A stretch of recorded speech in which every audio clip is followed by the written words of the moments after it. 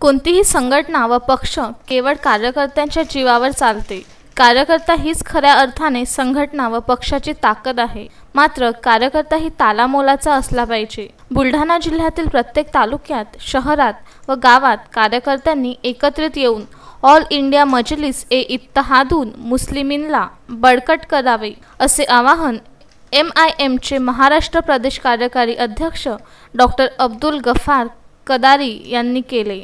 9 ऑक्टोबरला ते बुलढाणा दौऱ्यावर आले असता येथील विश्रामगृहात कार्यकर्त्यांशी चर्चा करताना ते बोलत होते।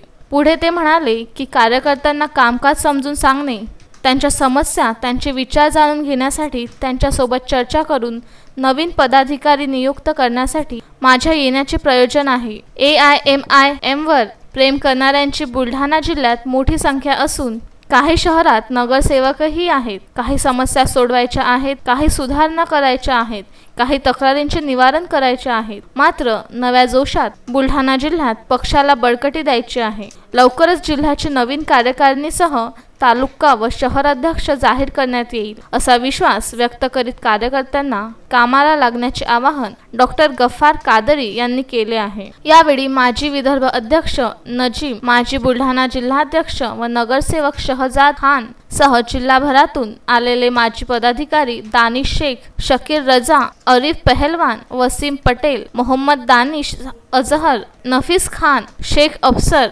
शेख इम्रान, इजाज शाह, नसीर खान, शेख अरिफ, मुन्नावर साहेब, सलीम अख्तर कुरेश व असंख्य कार्यकर्ता उपस्थित होते। प्रशांत खंडारे, विदर्भ न्यूज, बुलढाणा।